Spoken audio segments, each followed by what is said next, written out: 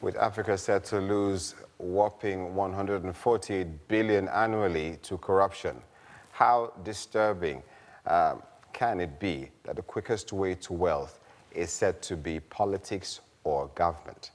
Why does government enjoy the monopoly over the forces of supply and demand that it does? And this we explore in today's edition of The Agenda. Why this anomaly and how can we change the narrative? Join us again after the break on The Agenda.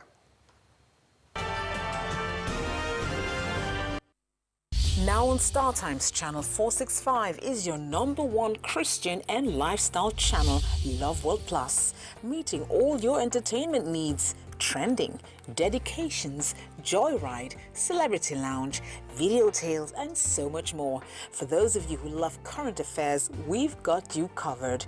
News focus, strictly politics, the agenda, u.gov, and so on. Be sure to always be in the know with our informative programs, as we also get you settled with amazing documentaries like A Day in Your Neighborhood, Discover Africa. These will blow your mind. The youths and kids are not left out, as we have created a platform for them to speak, learn, and have fun. And to crown it all, we serve fresh, hot, and sizzling foods to feed your spirit, soul, and body. That is Pastor's Programs. There's never a dull moment with us. So make it a date on Channel 465 as we take you on a smooth journey to cater to all your needs. Love World Plus, Channel 465 on StarTimes.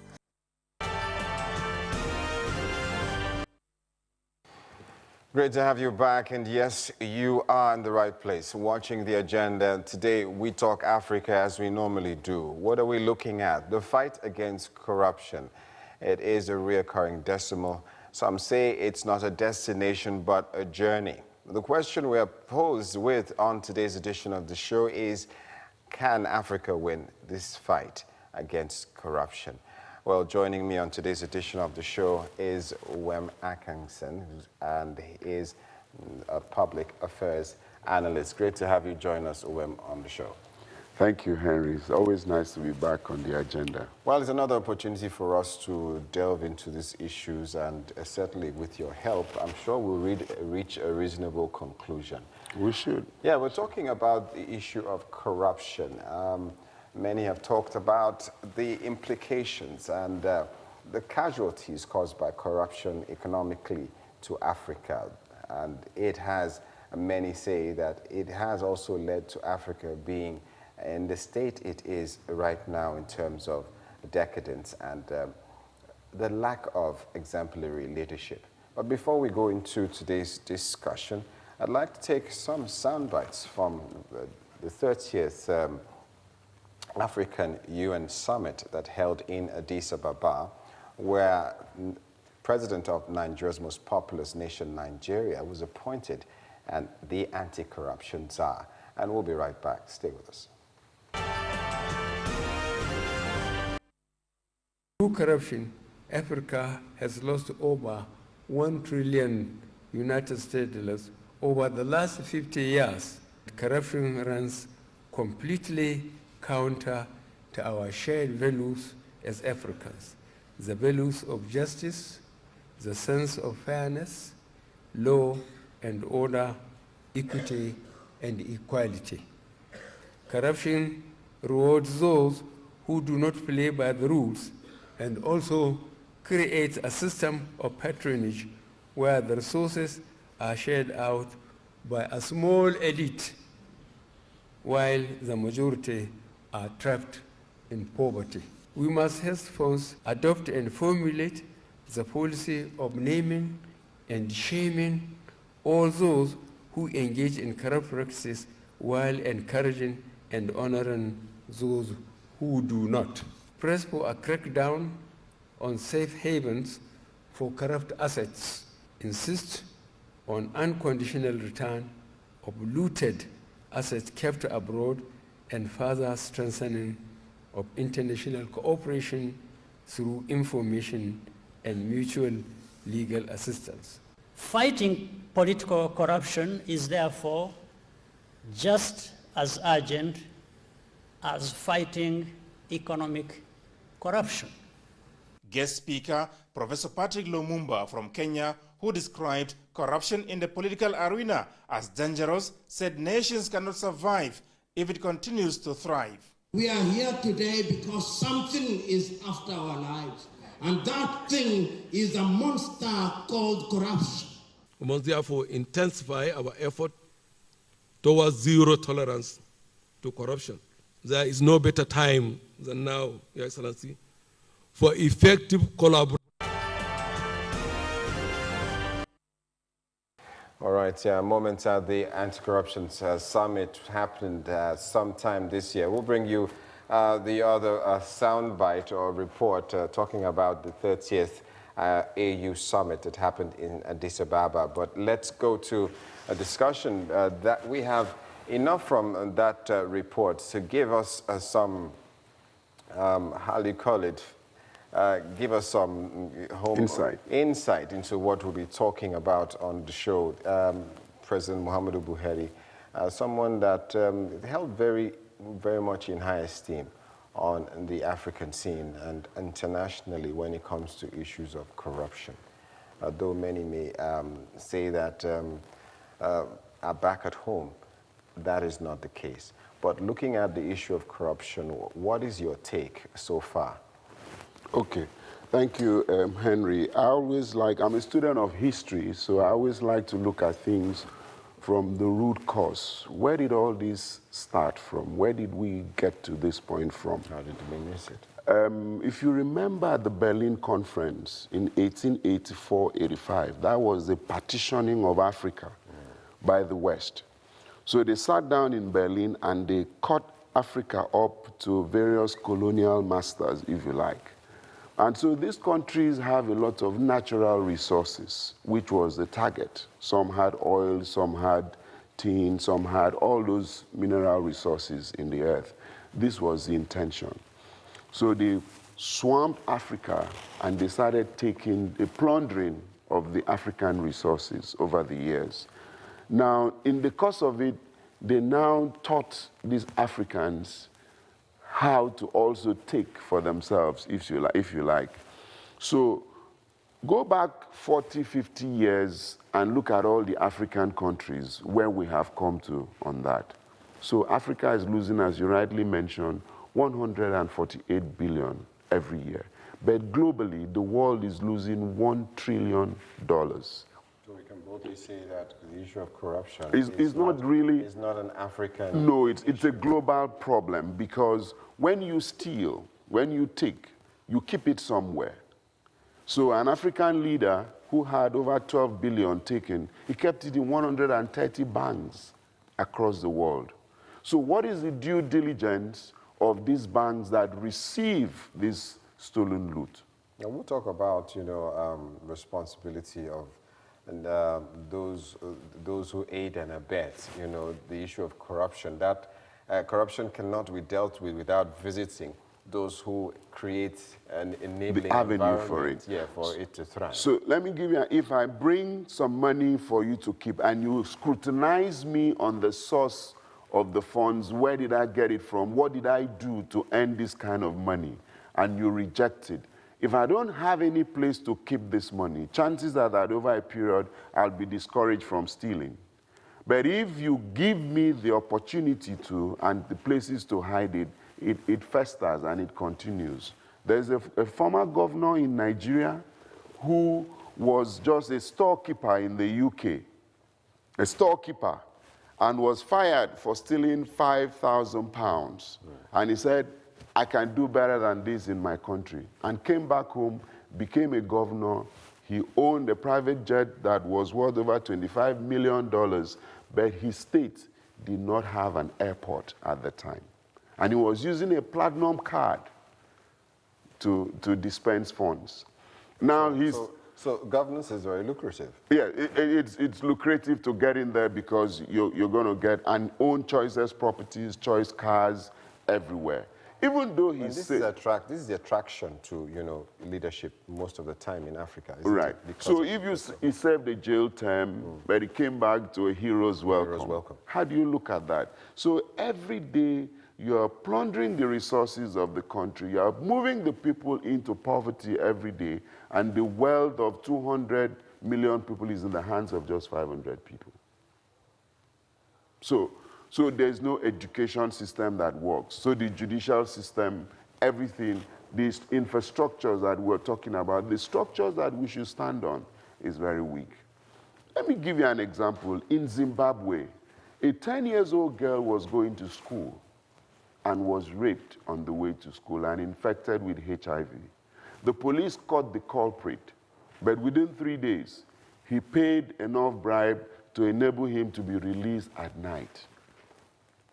So that's another problem, because everybody thinks they can bribe their way. So 70% of Africans believe that they can only get things done if you compromise officials to get it done, and then you pay anything for it and you can get it. Which is more inimical or more detrimental to development, to any state? When you talk of corruption, is it domestic corruption or the one that, you know, that has international ties involved? It's both ways, because the world feels the pinch. If there's a continent that has natural resources that most global players depend on, and they allow those African countries to develop themselves properly, the world will be coming to Africa.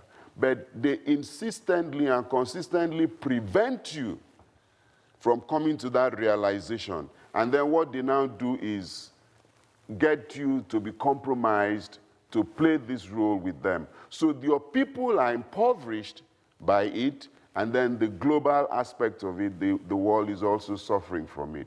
So when you look at it, they don't do it in their country, but they do it outside. Somebody gave an analogy of how Holland was able to rid itself of corruption, because it happened back in the days across everywhere.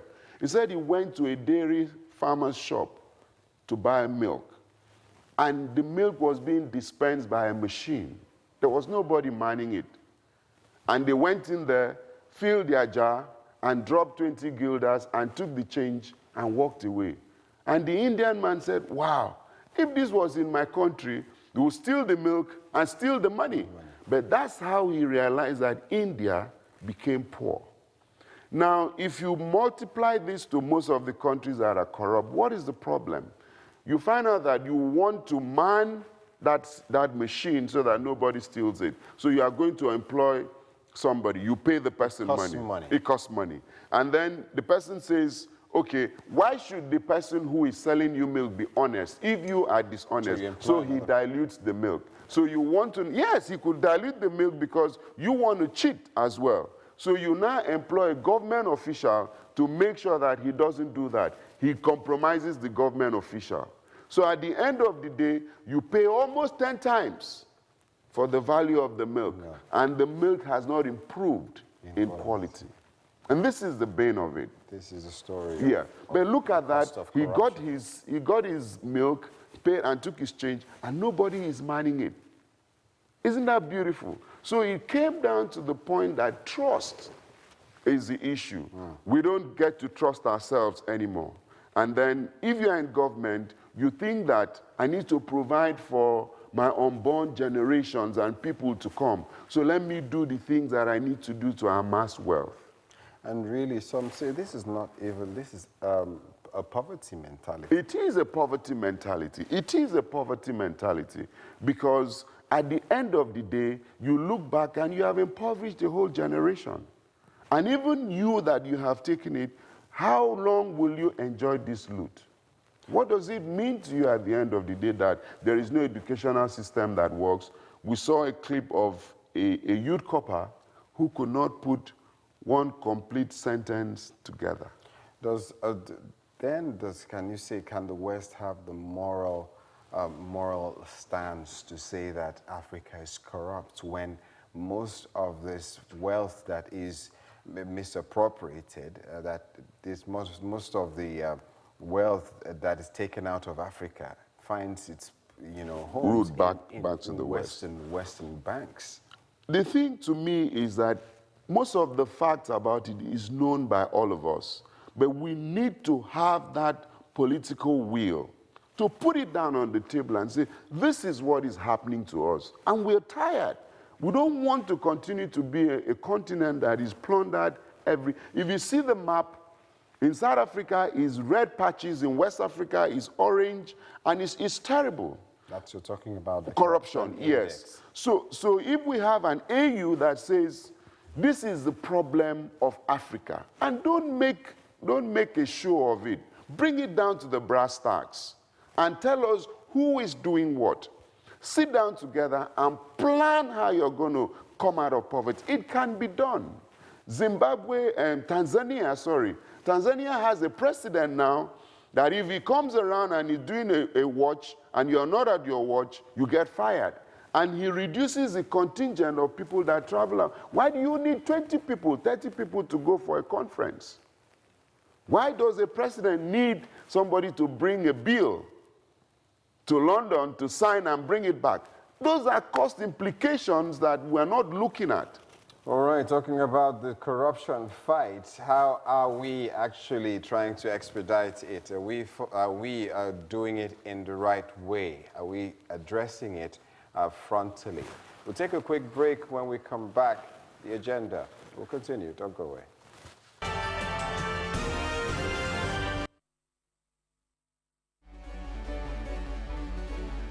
Many people long for success. They desire to do something with their lives, to make a difference in society, to become famous, or to become great. We all have the want to move from ordinary to extraordinary, to make the leap from good to great, to turn the seed of greatness that is in us into a fruitful field, and to fulfill the call of God upon our lives. From Reverend Dr. Chris Oyakhilome comes this new and riveting book, The Power of Your Mind. Do you want to do something extraordinary with your life? See, God has given you an excellent tool to use in your journey of greatness. It is called your mind. Learn how to walk in divine excellence through the power of a renewed mind. Get your copy of The Power of Your Mind today.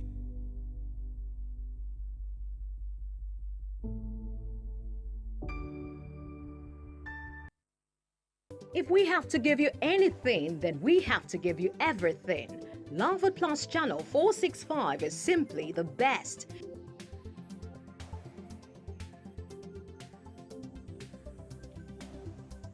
Because we have something for every member of the family. So dads, keep the team spirit going on with our intriguing sport highlights and reviews.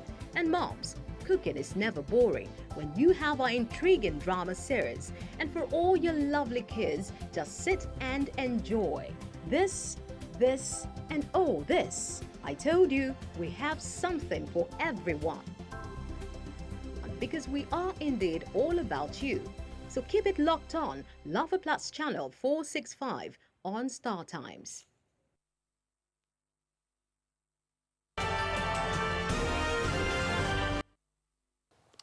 All right, great to have you back. And yes, if you just joined us, the question being posed here is, can the fight against corruption be won in Africa? Yeah, my guest certainly has some thoughts of his own concerning this issue. And you talked about, you know, the role of the West in aiding and abetting corruption. You talked about the trust issues that we face in Africa when it comes to corruption. We have efforts in different parts of Africa. The likes of Muhammad Buhari, you know, has talked so much about corruption, about how to fight corruption.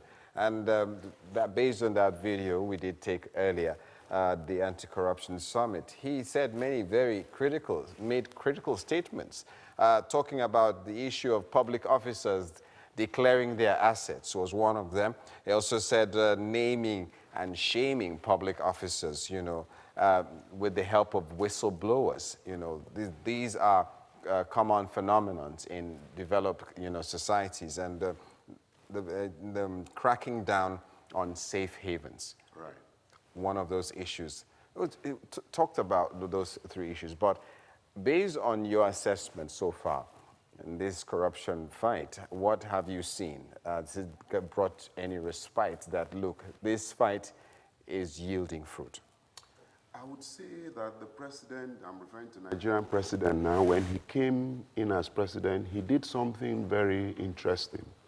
The first trips he did traveling was to go to countries where he believed these loots were being taken to, and to talk to the leaders of those countries to ensure that they help us repatriate, not just repatriate, but discourage other people subsequently from taking this loot out there. That helped in a great deal.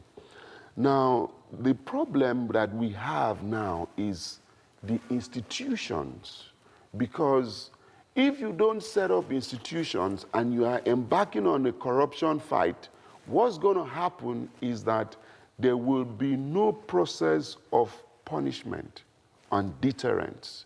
And people who are doing it know that at the end of the day, they would always get to buy their way out. So you have lost the fight at the end of the day. When look at the UK, it Yes. has been named as the capital of kleptocracy. Right. But the UK says Nigeria is corrupt, says African leaders are corrupt. Right. Can we talk about corruption without also talking about those who create havens for this, you know, those huge sums of money leaving Africa, finding their ways into safe havens? Can't we deal with this without also holding accountable those who hide this money for these leaders?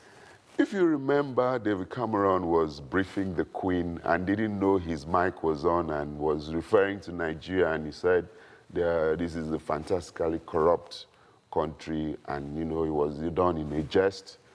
And the president was asked some moments after that what he felt to this statement, and he said it was true.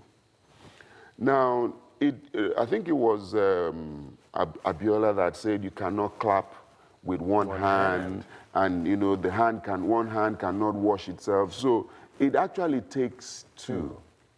So when there are high streets in the UK where it is loots from Nigeria and African countries that is being used to develop those countries.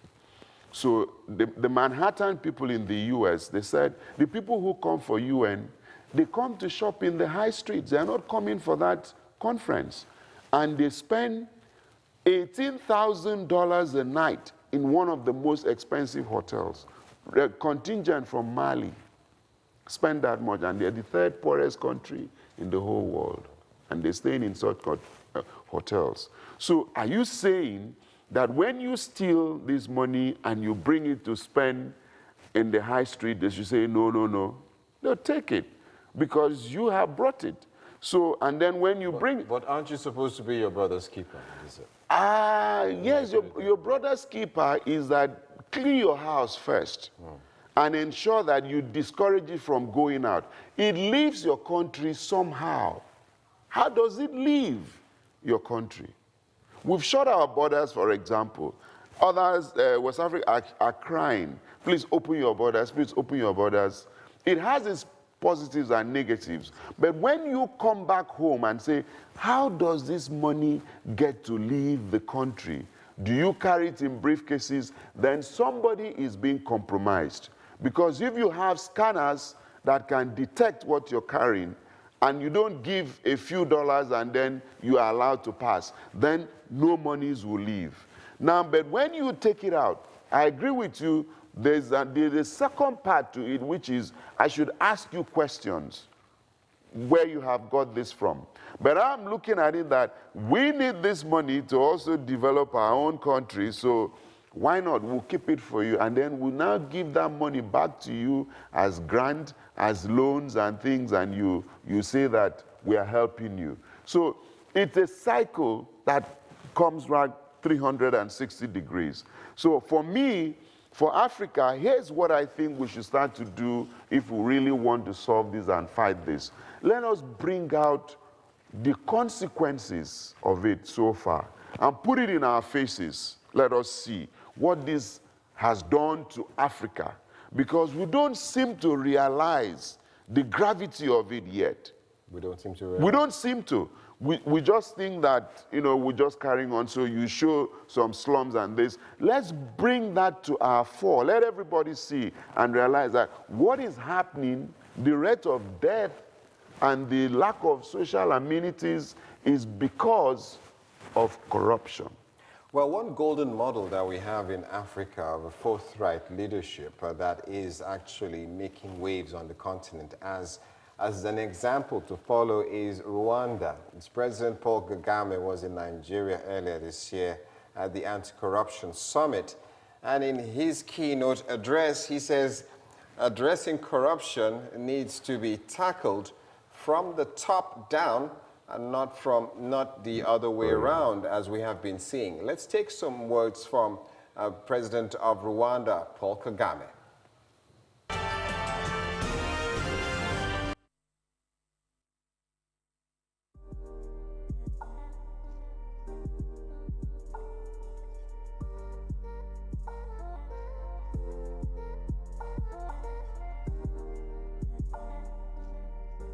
We tend to focus on the petty corruption of everyday life, while turning a blind eye to the more consequential forms that people only whisper about because the rich and the powerful are the main beneficiaries. Corruption needs to be tackled from the top down.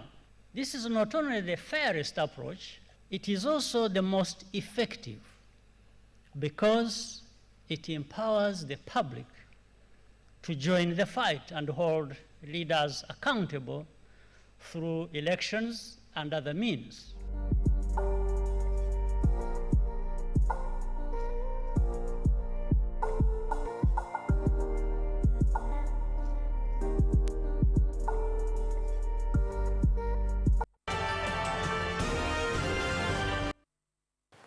All right, Paul Kagame, there, President of Rwanda, gives us his own perspective on the fight on corruption. He says, look, you need to tackle this thing from the top bottom. Right. We need to make examples. You need to show the people that, look, charity, starts at home. Start at home. It's starting with yourself, with those who surround you. How are you dealing with corruption? Is that what we're seeing?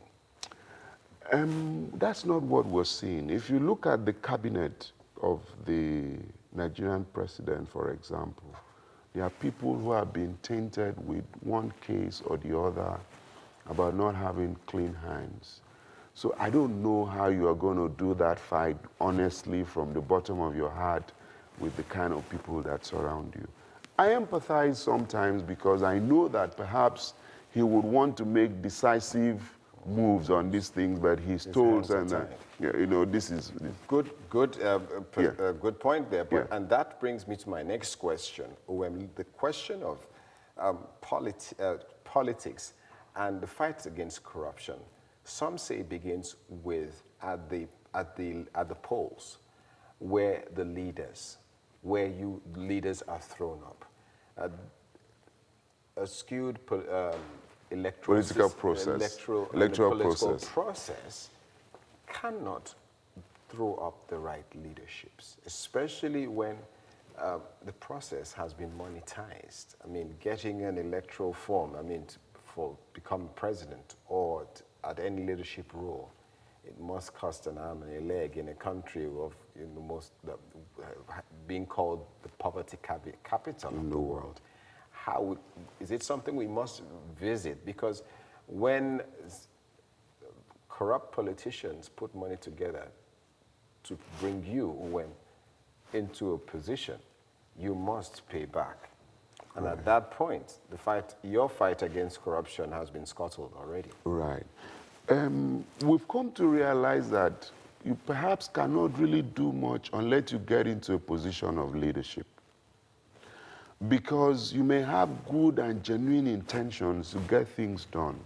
But I talked about institutions earlier. The institution, the structures that bring you up to be able to do that is not foolproof. So the electoral process is flawed. I think it was a Nigerian president that said, he owned up.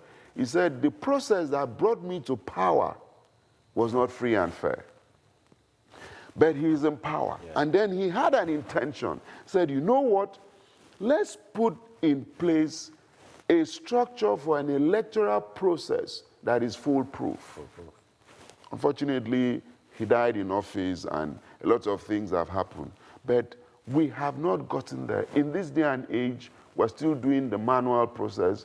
There is no electronic process and all that. Now, when you don't have that in place, and I know that I can scuttle that process, it gives me an easy right to say, once you get in there, this is what to do to amass wealth.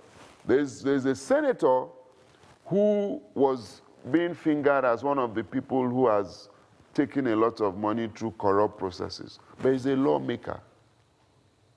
So when you want to do things that will affect his interest, how is he going to allow you to do that? Because he's already compromised. So that's why the fight is a little difficult. It's difficult because you are almost fighting the people who are around you. That's interesting because, when you talk about this issue of corruption, you were talking at it, many say, look, you cannot fix corruption without fixing the electoral system. You must be able to create an environment where the right people can be thrown up at this stage. Right. That is a big issue. And talking about one of the issues that President Muhammadu Buhari talked about was asset declaration. Why are we still going around this issue and it hasn't, been, a law hasn't been passed that every public officer going in must make public his assets? Not just to... Yeah, we have the Code of Conduct Bureau. To Nigerians, to those whom you govern. I'm not talking about to the Code of Conduct Bureau. Well, you're supposed to declare, there's a form that is given to you that every public officer should fill that form and indicate your asset and what you have. It should be, I think, maybe every 4 years, but it should be before and after. Before and after. Okay. Now, even that process itself is flawed. Even that process is flawed because the officers and the people who are going to help you do this are not going to do it the proper way. All right? So it goes right down. So let me pick an example to digress a little bit. You're traveling, you get to the airport, and then the people who are supposed to search what you're carrying to make sure that you don't carry anything that is contraband are already talking to you in coded language that your people are here. And even the process, in the course of that, they find something and you were ready for it and you give them an amount of money that they have not seen before. What do you think is going to happen? Now, Ghana tried something. Ghana said, we have a lot of corrupt policemen. They take these bribes and things. Let us do a little test. Let's increase their salary and make sure that they are well paid. Perhaps they will reject these bribes. It got worse. It didn't work. It got worse. So what is the problem? The problem is simply that you have not tackled it from the top down. Have you seen any government official going for a function? They drive a minimum of 15 to 20 cars. Each of those cars is fueled. Each of them has occupants in the cars. All those people are receiving some kind of payment or the other. That's for one trip. Multiply that by a whole year. So it comes out that the cost of governance is really high. Very high. It's really high. So you have a recurrent expenditure budget that continues to provide for you to govern in this way. So anything that wants to take away what you have, you don't support that. How do you earn so much? 13 million naira in a month, and you see 3 to 4 times in a week? Really? So let's take it back to your qualifications and what you had. If you were working in the private sector, how much would you earn? So we talk about asset declaration. When did you get all this asset? In the US, somebody was arrested because he was wearing a wristwatch that was what? $30,000. And they said, you cannot afford this wristwatch. But when they did an investigation, they found out that he was a boyfriend to Elizabeth Taylor's child. They said, oh, okay, now we see you can. Then somebody in Parliament in the UK was probed because he wore 600 pounds wool suit. And they said, what you earn, you cannot afford this. So we have to bring it down to that basic level of when you're riding a car, when you're having things, when you're living in a house that, and we look at your income and you cannot afford this, we should ask questions. We shouldn't celebrate you. And when we do that, then when you confiscate assets that belong to people that stole, you could put it to good use. But not that the assets have been repatriated of somebody who stole and we cannot explain where it is anymore. You've talked about Africa putting its house in order before even turning to point accusing fingers at those who open their doors and welcome, corrupt leaders to keep their looted funds. Right. Does Africa deserve the leadership that it gets? Well, Africa is tainted with a lot of bad names, dark continent and things, but the world's resources comes from here. Now, Africa should be leading the world if you put it in the right context. Let's go back to civilization. Civilization started here in Egypt, cradle of civilization. First university was here. First writing. Even the hieroglyphics, which was the first time we learned how to write, came from here. And Africa was that wealthy. And I've said before, the richest man in the whole world that is not being celebrated was Mansa Musa. He was worth $400 billion. That's how rich Africa was and should be. So if our institutions are right, and African leaders sit down together and say, this is our rightful place. The university in Gao, people all over the world were sending people to be trained in Egypt. But we have played down that leadership role to the level that we now go cap in hand to beg for things. And that should not be the case. But only we can solve that problem. I want to remind you of what China did. China said, let's shut our borders, let's sit down and think and begin to do things to improve ourselves before we open our borders. And today, China is the force to be reckoned with. A Chinese official would not accept a bribe from you because he's doing his job. They'll tell you, no, sir, I'm well paid. That's not necessary. So when you bring it down to the people and you let them know that you mean well and people are well paid, I tell you, people will begin to shun bribes. Why? How come we've heard, leaders in Nigeria say that corruption should be legitimized? I mean, should be, should be made legal.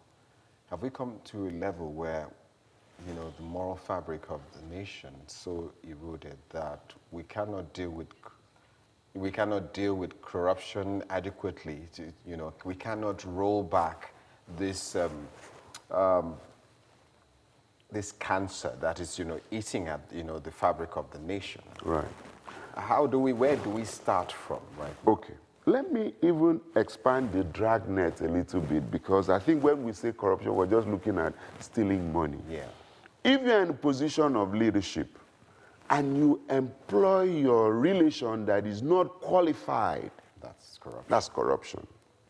Or influence peddling. And if anything you influence. The South African former president, Jacob Zuma, was asked to step down because of the Gupta brothers. So right. We're talking of influence peddling. Yeah. When you give undue advantage to your cronies, maybe you say one person should import a particular product in a country of over 200 million people. Yeah. And people turn billionaires overnight. I think that is... It's in so many facets, and when we put it all together, we understand that the smallest to the highest, in one way or the other, they have gotten their hands soiled in this. but we need to take an inventory. Bring out that long list of what this is. This cancer, as you rightly called it, this is what it is to us. When you do this, when you do this, when you do that, you're corrupt. And then we should start a sanitization program where we create awareness in the minds of people. We need to change the mindset. The mindset of an average person is to take from you what does not belong to you. There is another mindset I'd like you to deal with, to talk about, the mindset that we have, which comes from the tribal perspective or the ethnic perspective. That's it, yeah. That my brother is the one. Right.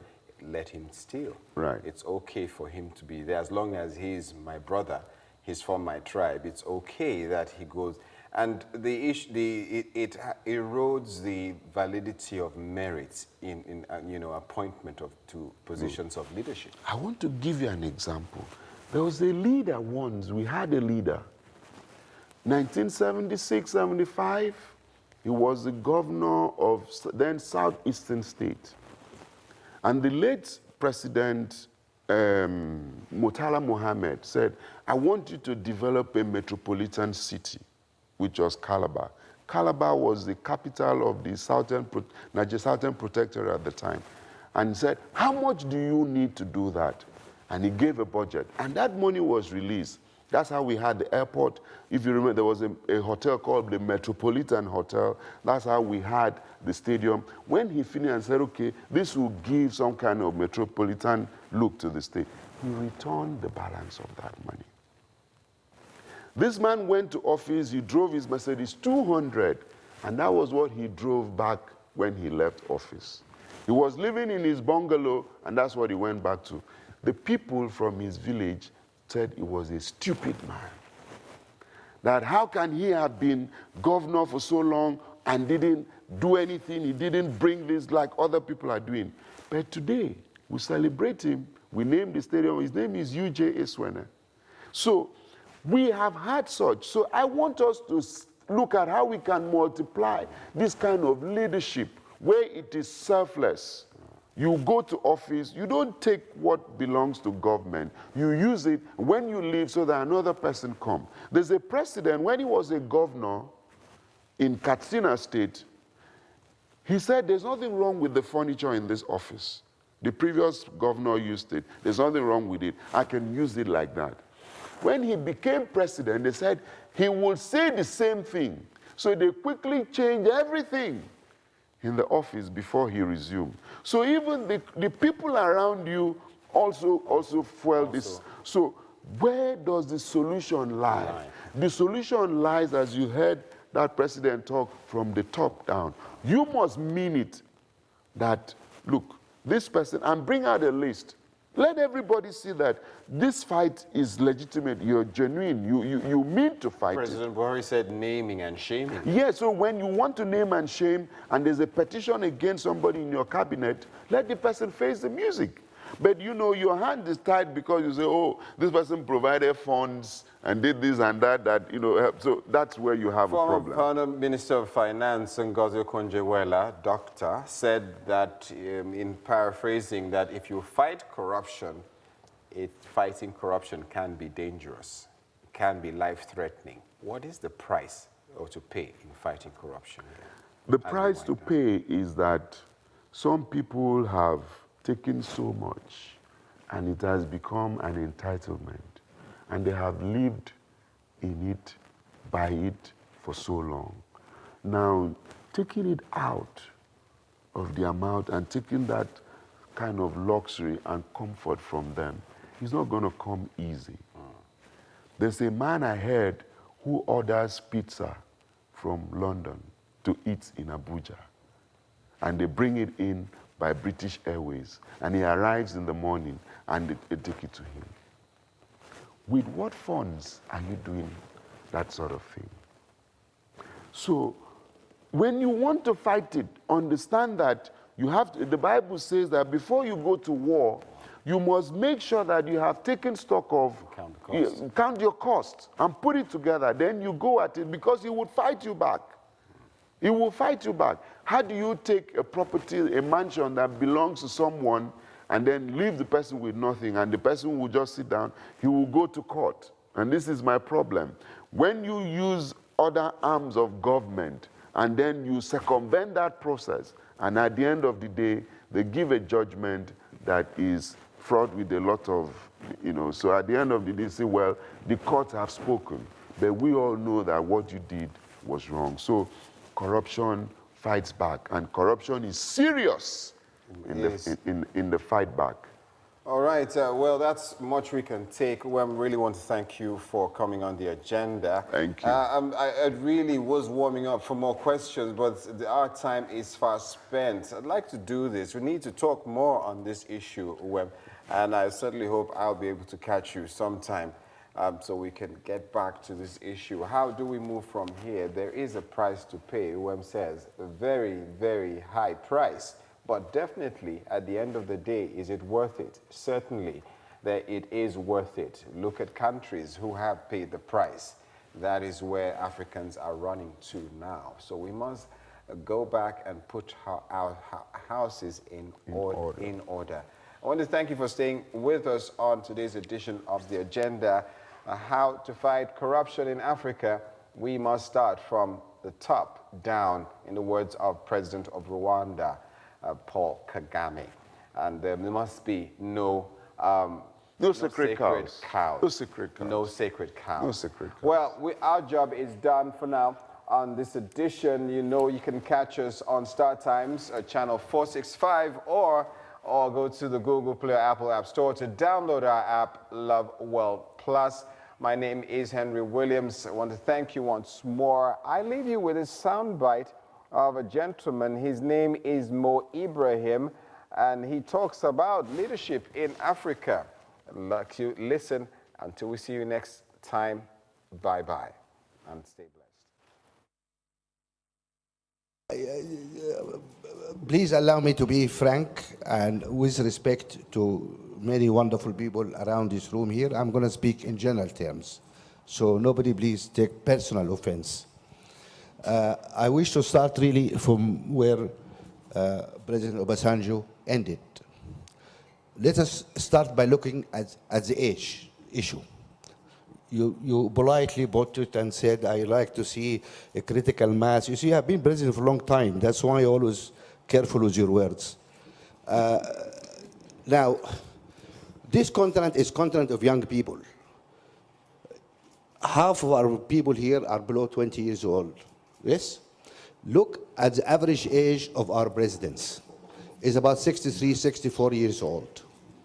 We're the only continent in the world where we have presidents at 90 years old starting new terms. I mean, you guys are crazy or what?